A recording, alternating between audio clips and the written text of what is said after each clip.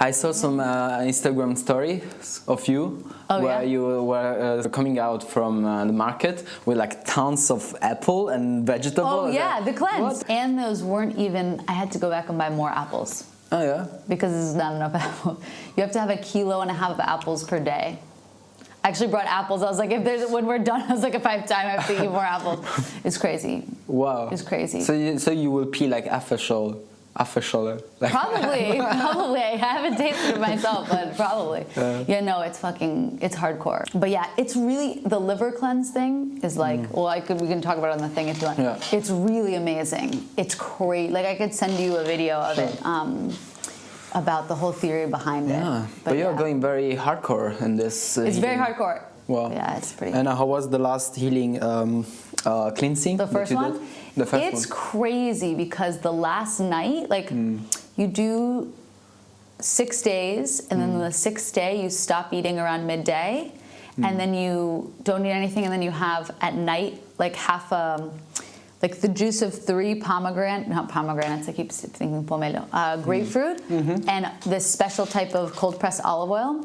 You have it, and you have to have these things of Epsom salts. Okay. And through the night, you pass stones. And so, like, it's crazy because the next, like, when you do it, there's these green stones, like that painful. big. It's like things that's just stuck in your liver and gallbladder, and it comes out, and you're like, this comes as like, oh, it's annoying, blah, blah, blah. And then you see all this crap come out of your body that looks like green silly putty, and you're like, holy shit. And so after that, I was like, okay, I want to do it again. Not that it's fun, but because you see it come out, and you're like, oh my God, like, I need to keep getting this stuff out. Wow, really crazy. And it works very well on you. I mean, every time that we meet each other, you look great. Oh, thank you. Like every time you look more like light and then like. Oh, good. I feel like oh my God. So I think I should try one of you. You should. The thing is, the more clean you are, the more you absorb. You are able to absorb shit. So if you go to a club, if we go to a club right now, that I don't drink beer like since a week. Yeah. I would be like fucked up, you know, like. Well, the same when you did your cleanse with the guy, and then you see a homeless person where normally you wouldn't care, and you're like, oh shit, I'm really sensitive. Or that person comes up to you because they feel that you are like coming from a good place, and they're like, oh, someone with good energy, I'm going to take a sandwich because they'll probably give it to me, you know? Yeah. I want to maintain this protection line, like. There's actually something you can do, like there's some crystal. I mean, there's all different things. This was a gift for me for that kind of stuff. But what is that? This is what's it called? Oh, my hair's gonna touch the thing. I can't remember the name. Obsidian. And it's supposed to like absorb all the bad stuff. The bad stuff. To like protect you from it. But something, and this is like all very woo. This is like whatever. That's why I feel like. Well, yeah. No, but magnetized. But there's something that we just like you just say to do anyways is like so with this guy, like you imagine your aura around you, like your energy field, like Joe Dispenza, like you have your energy field around you, right? Yeah. And so when you're in a place that you feel like there's just a lot of other things or energy or whatever, just imagine your aura like closer to you. Just be like, okay, I'm like contained within my. Like sometimes I get onto the train and it's like, well, like people shooting up like typical Berlin, and you're just like, okay, my energy field is like here, not like when you're with friends, you're having fun, you're like, woo, you know. Wow. One day I will see you like walking on the surface of the spray, like a holy girl. Yeah. Like, what? I actually did that though. Did you do that? Yeah. Speaking of that, frozen. I was like, I did that a few weeks ago. That was really fun. Oh my God. So, welcome to another episode of Mayer Pavilion Podcast, a space for art and discussion, a space to reconnect people and community, a space to share new ideas about art and about the future, and to upgrade the way in which we see ourselves and the world. Now more than before, during this lockdown, we need to take care about ourselves and to take care profoundly. And when I say profoundly, I mean the body and the mind. And that's why with the creation of this format, this podcast, we not only discussed about the future of art, but we discussed also the most important value that people have is exactly like sharing new ideas and sharing information.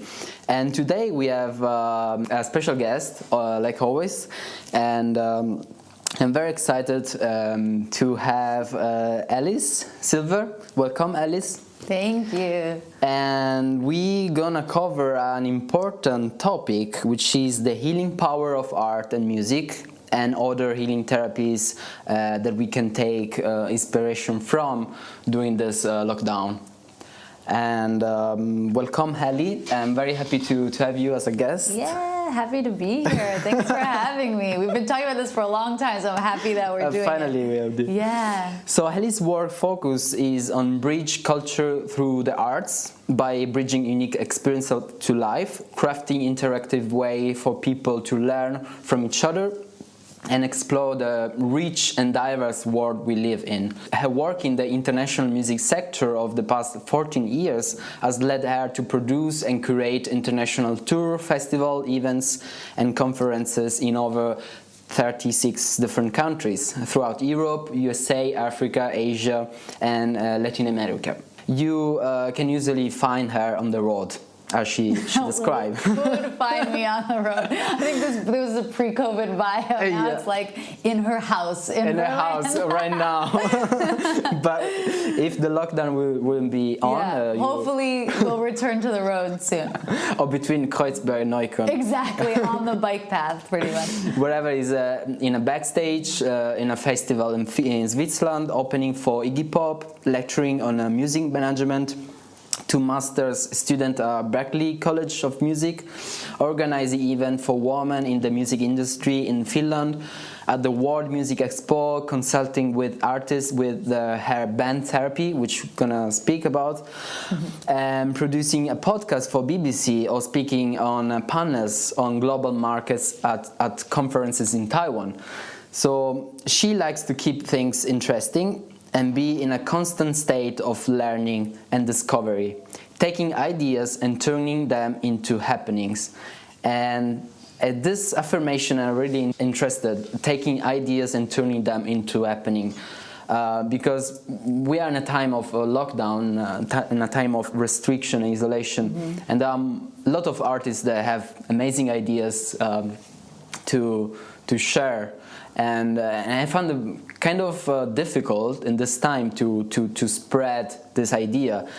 It seems to be quite difficult today. Also, even like organize an event, organize something.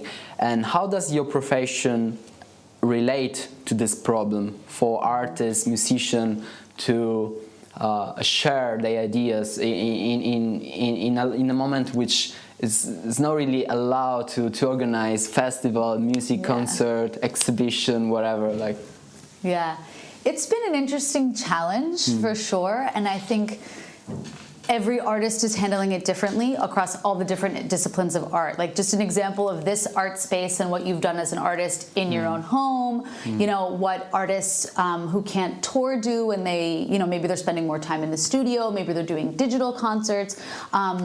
Really with the band therapy program you mentioned, basically sort of the main focus of my business now is sort of in two parts. It's the artist management with the artists.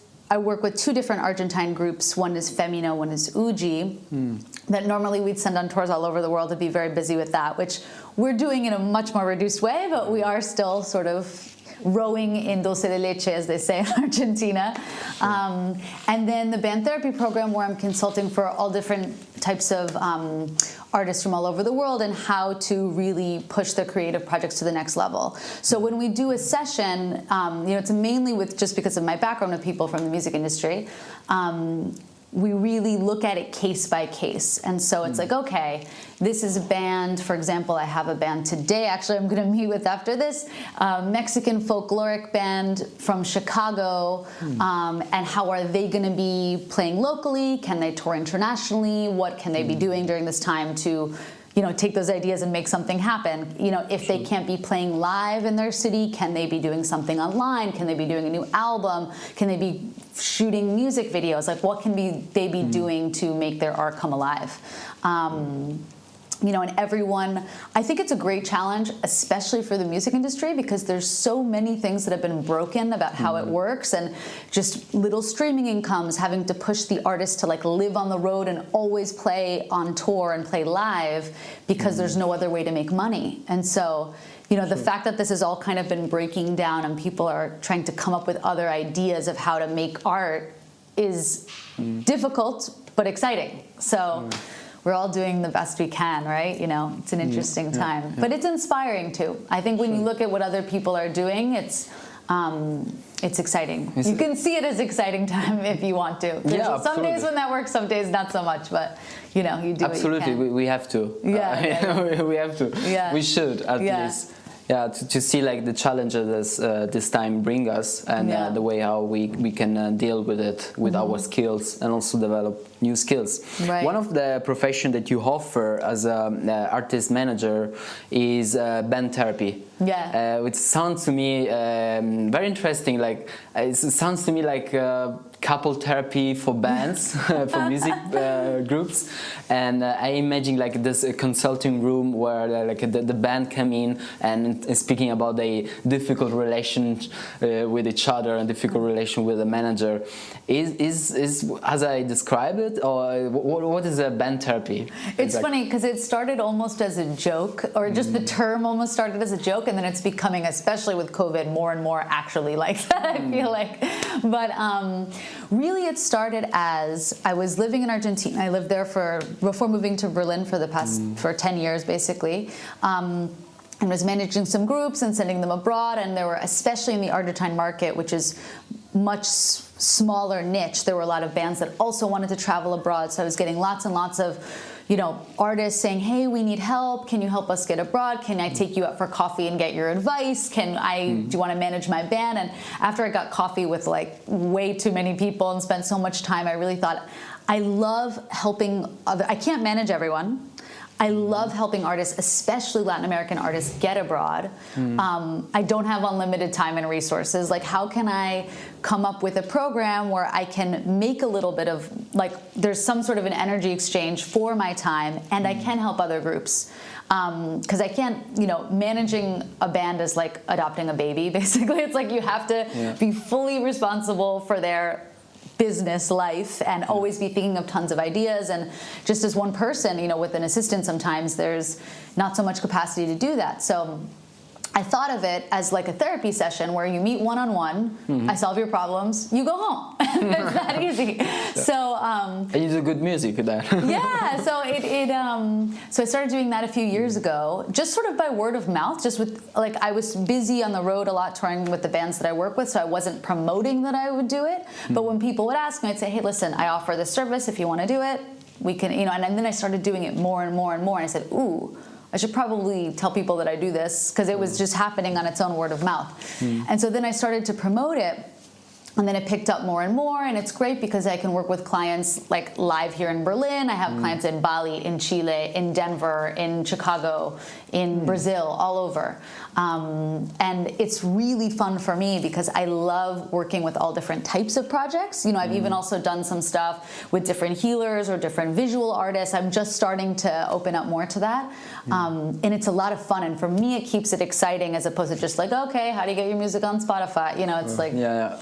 It's much more than that. Yeah. So it's fun. Well, and probably I've been at the last concert, the last indoor concert in 2020 in March before the lockdown. Yeah. And I remember was the tribute to Pantera, which is my favorite band.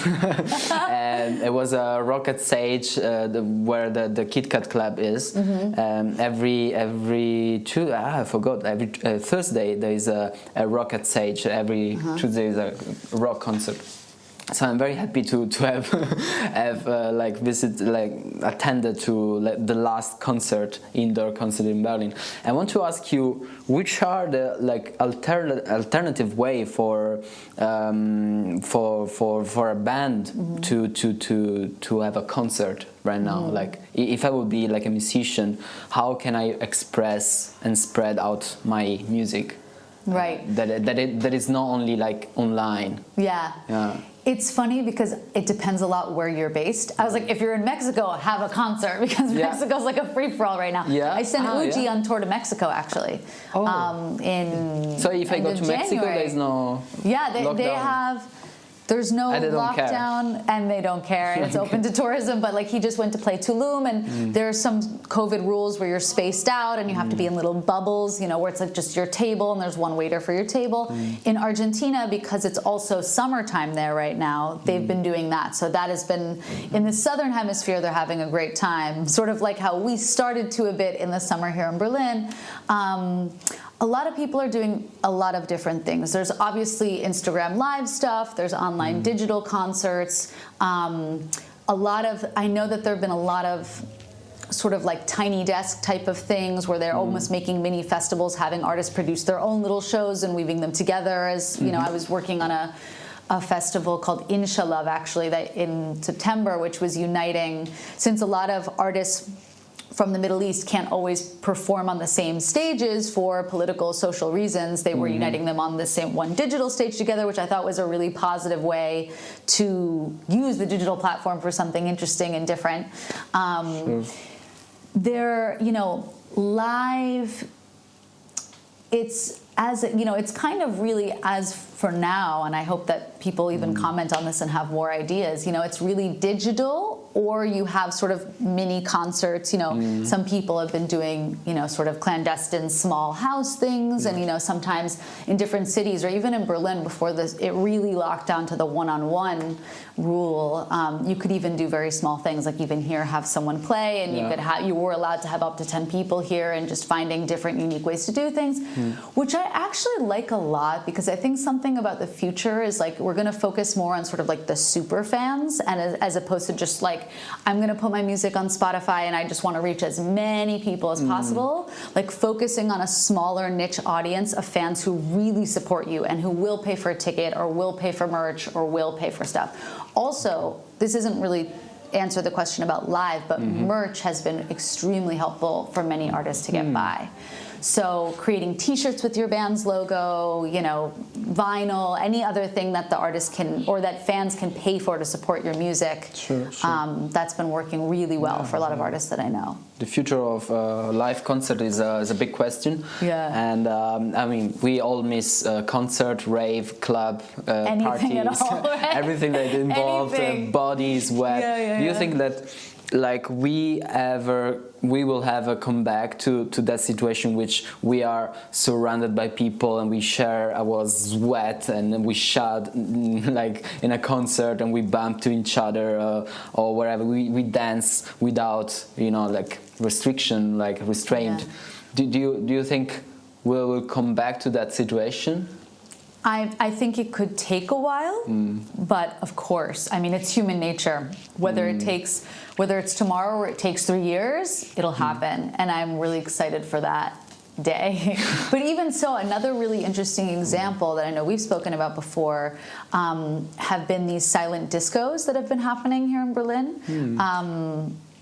Alvin Kalantis has this amazing dance therapy or movement meditation that he's been doing called Dose of Pleasure.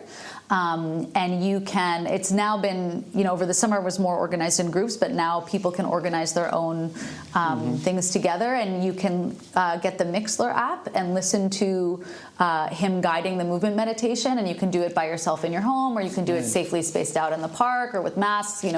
Whether you're doing it here in Berlin, there's people who do it in Argentina and other places who are tuning in from all over the world, and that's really nice. And so that's been one of my tremendous emotional survival, physical survival things to be working out, moving through your emotions in this difficult time, having fun, and he guides it in such an amazing way that really goes deep, but is also very light and fun at the same time.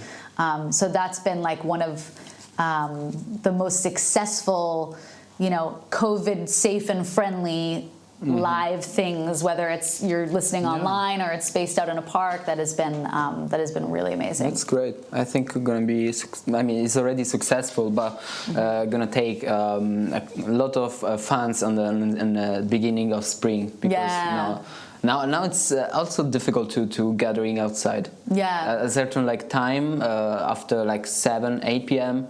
it's start to get cold and so on. Even if you are like, I don't know, with your jumper or stuff, but after 1 hour or so. Yeah, there's only so much outside that. time. It's not like we're in Miami where, in Miami they're doing a bunch of events now as well.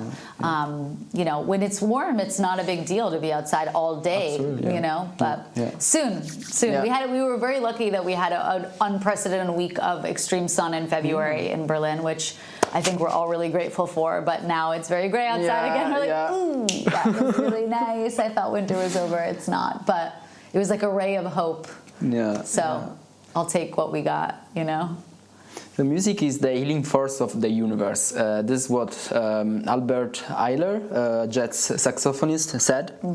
And I think music and art are essential in this time, but not only because art and music are giving us relief during this time of loneliness, sadness, and boredom. It's exactly because I think art and music are important, essential, because they create this like break from the thinking mind to a space where you are completely fulfilled by the music itself. So music has this capacity to fulfill you like completely in the right moment while you're listening to it. So I want to ask you if you had any experience of music be the healing component of a therapeutic practice in your experience, if you had. I mean, officially, I've done a few sound healing things here or there, none that really was one specific thing, but I know that music has been a healing practice for me my entire life, whether it's just listening to Alanis Morissette in my bedroom when I was in 4th grade and, crying and dealing with hormones for the first time, or being on the road with the band and seeing people connect with the live music, or whether it's, in a plant medicine ceremony when they're doing ancestral chants and connecting with that. It's just sort of always been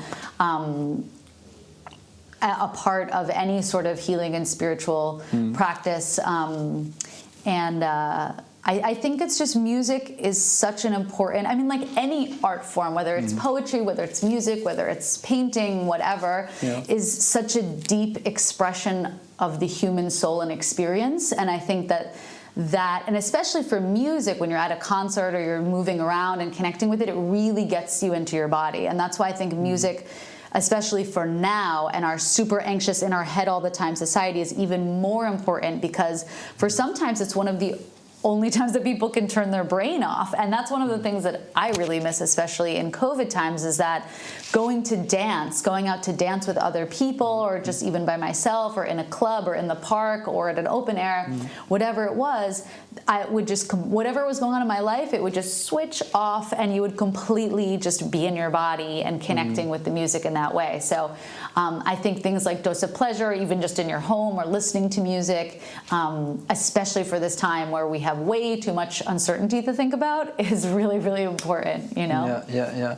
I saw a few days ago on your Instagram story coming out from a supermarket and buying like tons of apple. Yeah. I want to know what happened. There's also 2 apples hidden in my pocket in that coat. Let's see them. Yeah. No, I can pull them out.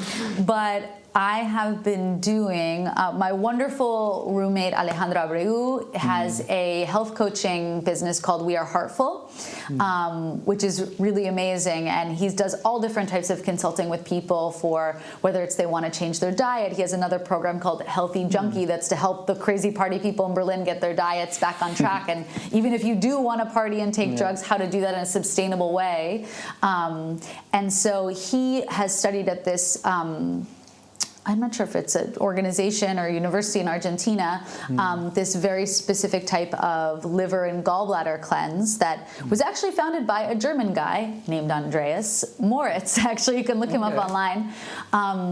And this liver cleanse The one that we're doing is especially hardcore, and I have to thank him so much because I would probably never have done this on my own, and it's a lot easier because I have someone in my house who's a very dear friend of mine helping me through it.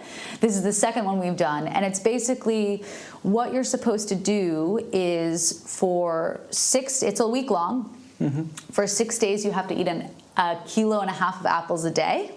Wow. In the original format, they just say to juice it, but there's something better about sort of having all that fiber. So trying to figure out how I'm eating 12 apples a day is always interesting. Sometimes I cheat and juice them a little bit. Sometimes I blend them up. Sometimes I just eat it.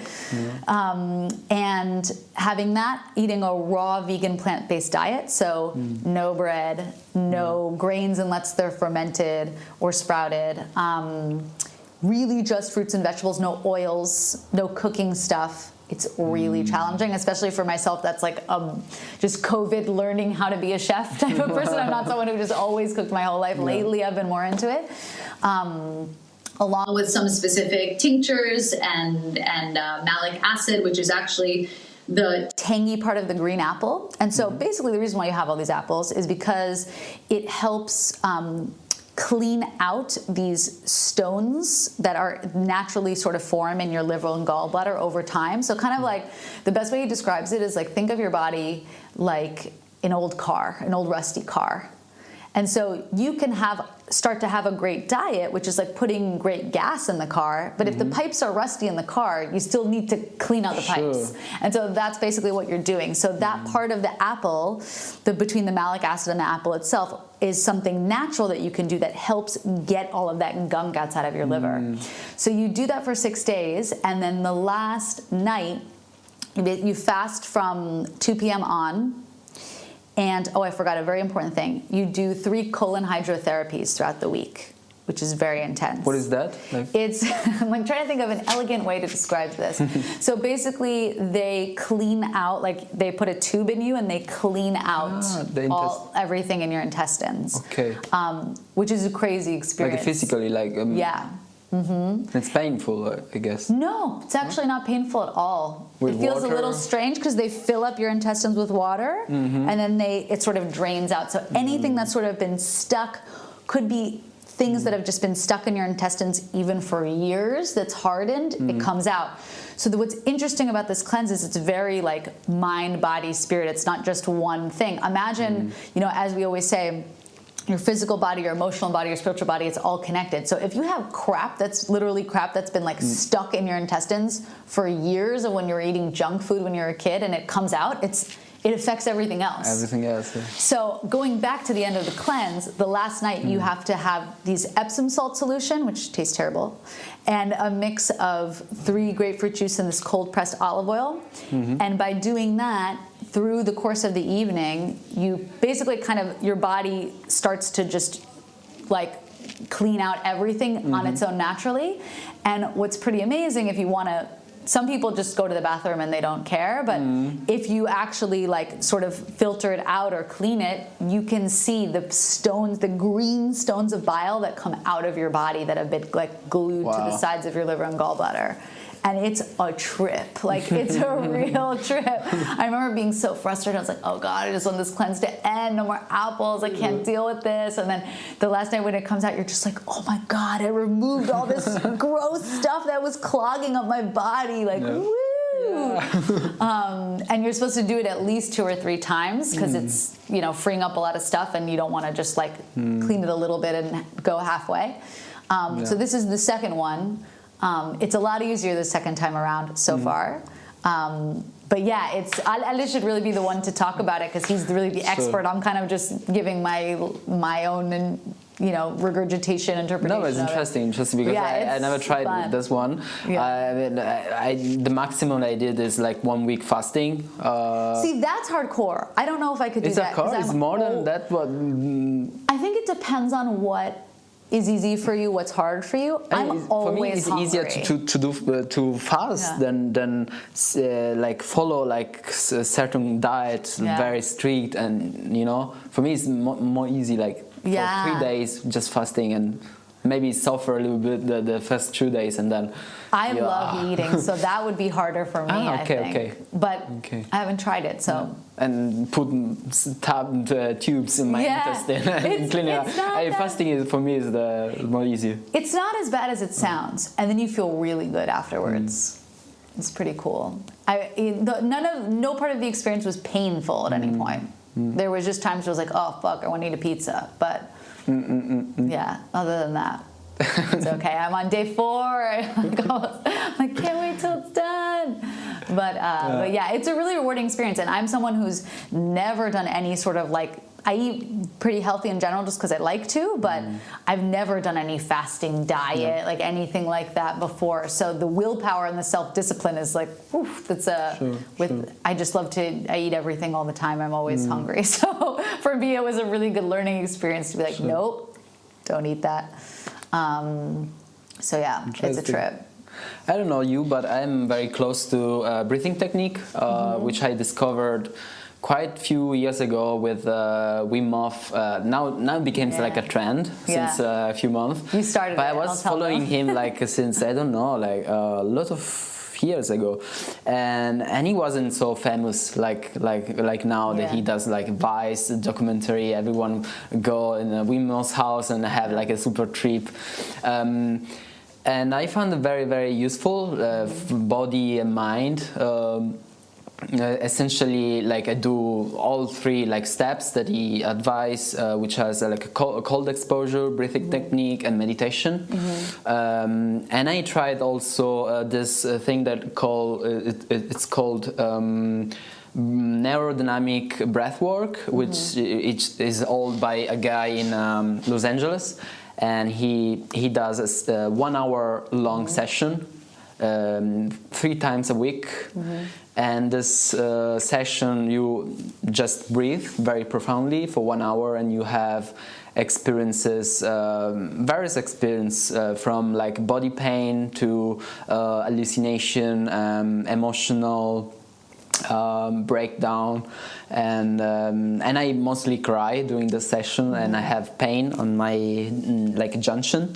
Wow. And it's very, very, very like, powerful, and has a lot of very good benefit on my like emotional state, and the way in which I am connected to my inner guide.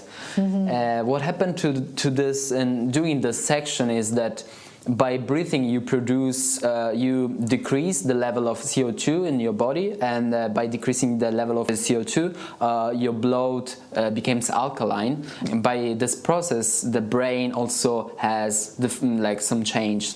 The main change is that certain parts of the brain are more active and other part of the brain are less active. And the part of the brain that are less active is the frontal cortex, which is called like a default network. And it's the one, the part of the brain that is in charge in the mental construct, which is in charge of the ego and the construct of the self. So by shutting down this part of the brain, you can have direct access to the inner intelligence, which we can call it as many ways we want, like unconscious or inner guides. And by doing this like over and over, you kind of free the connection between your logic mind and your intuition. So you get free from this like limit that we constantly have like in our daily life, and we are more connected to our intuition. So for an artist as you are, like, could be inspiring. Yeah, I actually know a lot of people I've done a little bit of breath work when I was in Bali, because they're all about that kind of stuff there. And even here, I've actually done some breathwork stuff in Berlin, but not as regularly as I think you've been doing it. And I find it can be really powerful, especially I think for me personally, it depends on the person who's guiding you. And if I had a friend who was doing her breathwork training in Bali, and so we did some one-on-one sessions that I think was shamanic breathwork, I'm not sure. And it was really helpful, like having images and visuals and things and crying, and like it's really amazing. But I think that whole concept of getting in touch with the subconscious mind, whether it's through therapy, it's through breath work, it's through hypnotherapy, which I've been super into lately, plant medicine, dreaming, lucid dreaming, anything like that I think is absolutely fascinating. And so I think especially really actually at the beginning of COVID is when I started to dive into that and reading Joe Dispenza and, you know, all different types of, whether different Buddhist theories or things, that's when I really got into it. And I think that getting into the subconscious mind and trying to reroute limiting beliefs or any past traumas, whether, you know, whichever angle that you come at it from, is extremely powerful. And it's when we know about it and when there's so many people teaching this, it's our responsibility to do our work for ourselves, you know? So I found that really powerful during this time. Yeah. Have you never experienced like healing practitioner? Like, yeah. I mean, I guess it depends on how you define it, and I'm not sure here in Germany if like a heilpraktiker is just anyone who does sort of like natural medicine of any type, or I mean, me myself, I've also, you know, I regularly do hypnotherapy, acupuncture with a heilpraktiker here in Berlin who I love, what else? I mean, plant medicine, which I wouldn't call heilpraxis. I guess that's kind of its own, you know, path. But yeah, I think that I've just been really enjoying trying everything and like seeing what works, you know? Does acupuncture really resonate with you or not? I find hypnotherapy really works for me, and it's a lot of visualization. Some people are less visual and it doesn't work as well for them, you know? Plant medicine for me has been, you know, total game changer. Some people aren't interested in purging and all of that implies. I tend to be kind of hardcore with those things. I enjoy it. So I think you know, it's all really to do the same thing, which, as you said, it's like to get in touch with your subconscious mind, get to know yourself better, realize what's really there, what you need to work through, what, you know, what your strengths, weaknesses are, what, you know, what's really at the core. And I think it's our responsibility as human beings to not be, you know, just like caught up in the maze and the, you know, can't even think of the right word, but just of living our day-to-day life and thinking that this is all that there is and being like, oh no, I'm so worried about the money for this or my rent or blah, blah, blah. And, you know, I think COVID has been a wonderful time for people to really deepen their self-work and their spiritual practice. And it can be in any way you want, you know. I love to meditate. Some people don't like meditating. Some people love yoga. Some people love going for a walk, whatever it is. I think it's really fun, at least for me, but maybe not for other people, to find your own spiritual path, you know, with whatever works for you. Yeah, I just been in Hamburg and in my first experience of Heilpraktiker, it was crazy because there was this man was supposed to, he was looking at me and he was looking at me like through. It wasn't looking at me, but it was looking at my aura or my energy, and it was like Matrix, like moving some stuff and making like strange noise, like with like something like that. And he was working actually. He was really seeing something that I cannot see. And while he was doing that, I started to like cry, like a tear just came out, and I didn't know why this happened. Like, and then he asked me, why are you sad? And I started to speak about the story of my father and the current issue that I have with my skin and relations, and everything was making sense in the way in which he like guided me into this discussion and making sense of like the past with my present situation. And after I was very, very like sensitive. Every stimulation was very potent, like amplified, like 10 times more. And very interested, very curious what's gonna happen in the next days to me. But I definitely will repeat this experience. And I would be also with a shaman for the same reason, for the skin. 3 years ago, and we did holotropic breathing. Oh, nice. Which is the same of aerodynamic breathing, but different technique, different like position of the mouth, and in order to take more air, more quantity of air, and yeah, I'm going through this series of experiences, and with you maybe I will try the cleansing, the liver cleansing and stuff. It's crazy. I mean, I think that's what's been fun to talk to you about all this stuff, because I feel like we're both in this place, as many people are in this moment in time where they're they're just exploring all these different things. Like we're so fortunate to be born in this time where this crazy thing is happening outside, this great transformation of life on this planet as we know it is happening. And we're in a very, very privileged position that we have a roof over our heads, we have enough money to eat, and we have more time to explore all of these amazing, different techniques that have been researched and studied. And I've just been like reading more books than I ever have in my life about Tibetan Buddhist practices to feed your spiritual demons, or whether it's reading Joe Dispenza or reading Bruce Lipton, Biology of Belief, about different cellular environments and how their outside environment influences them. So it's once you start to go down the rabbit hole, it's really interesting and exciting, and it's fun to think of what resonates best for you. If you're like, ooh, breath work, ooh, I'm gonna really go into this and see how it works. Or sometimes, I've done some energy healing things that sometimes I've been amazed by, and other times, and every person resonates with different healers and different practices differently. So I've had people come to me, oh, you've got to try this healer, this guy's so amazing, changed my life. And I go and I'm like, okay, I don't know, because it depends on your energy with that person. Also Reiki, I did my Reiki level 1 when I was in Bali, which is really interesting type of energy healing.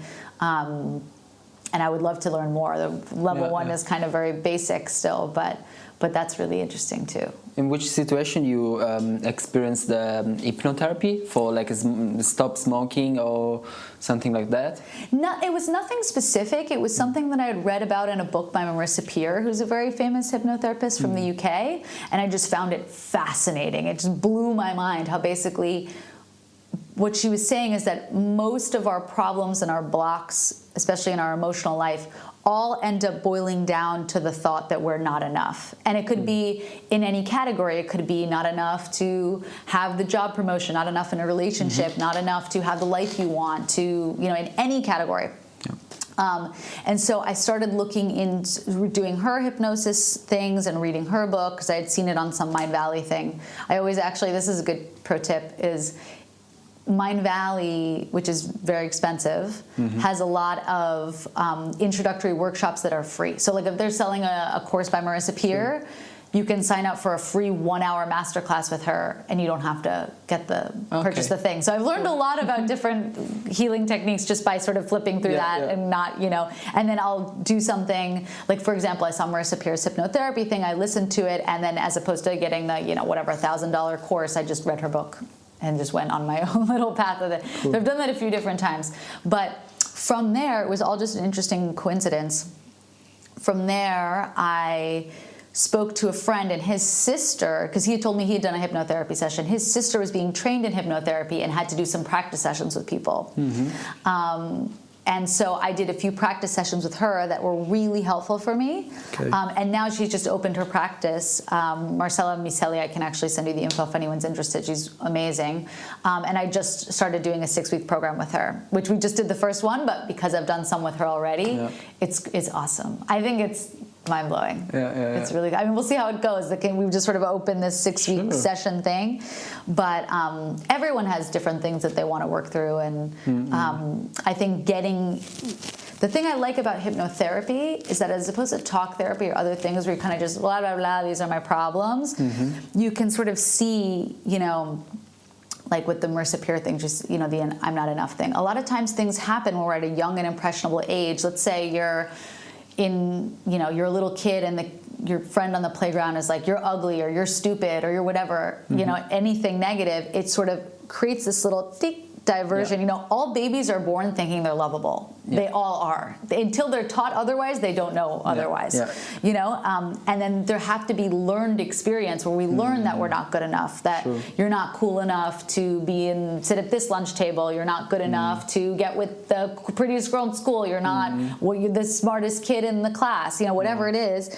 There's that little diversion moment, and then you kind of go about your life, and that goes bigger and bigger and bigger, and you have these things maybe from your childhood at different moments in your life that really affect you, and that when you think about it, you're like, oh, who cares, that kid told me that. But it's not about your conscious mind, it's about your subconscious mind. And so when you can see those limitations, and with hypnotherapy or whatever other method that sort of accesses that state to sort of pick them out, as opposed to just, oh, these are my problems, I'm just going to talk about them, which kind of wastes a lot of money and time, you can really get to the source of a lot of your problems, which I think is amazing. A lot of most of the action that leaded our life unconsciously, no? Exactly. Because of that moment in our life, we got this trauma or this response. Exactly. And then we choose to not do this kind of work for that reason, or not have this kind of relation. Yeah. You know, it's interesting how this how our childhood life is deeply conditioned and deeply modeled by our experiences. That's also why the reason why I like healing practices that direct affect my body, like I have to get in touch with, I have to feel it, like breathing technique, I feel it, my body, also my mind, and rather than therapy that are more like energetic and shamanic, and where you don't have to do a work directly. I still believe, but it works on me differently. I have really to believe in it. Like in the moment in which I go to a shaman or a heilpraktiker, have to really I want this, you know. I believe that you can help me. Otherwise, I wouldn't feel anything. So. And as they say, also, it's not the healer that heals you. You heal yourself, and they're sort of the channel for you to open up to be healing yourself. It's not, oh, this healer came and he healed me. It's like you have to be ready and open and believe for the things to happen. Like someone else could see the same energy healer and be like, I don't really believe in this, and nothing happens. You have to the work is you doing it on your own body, and someone kind of facilitates the process for you. So when you think of it in that way, and that's why I'm open to trying lots of different things, but you have to really trust and have a good intuitive feeling, whether it's physical, emotional, spiritual, whatever it is, to be able to open up and be willing to do it. You know, you shouldn't be being dragged in there, because it's probably not going to do anything. What is your biggest dream for the future of your career or whatever, your life? Oh, do you have any plans? Any plans? It's a hard moment in life to make plans. A short-term plan. Short-term plan. It's such a wild time, because normally I'm always, and then I'm going to go to Bali and Mexico and go here and travel and see family and blah, blah, blah. But I've just sort of put my hands up in the air and just like, whatever happens, I'm not in charge. Gonna happen. I really miss travel. Travel I find is my greatest joy. And I was in Madrid just to do some visa paperwork stuff. I think 2 weeks ago.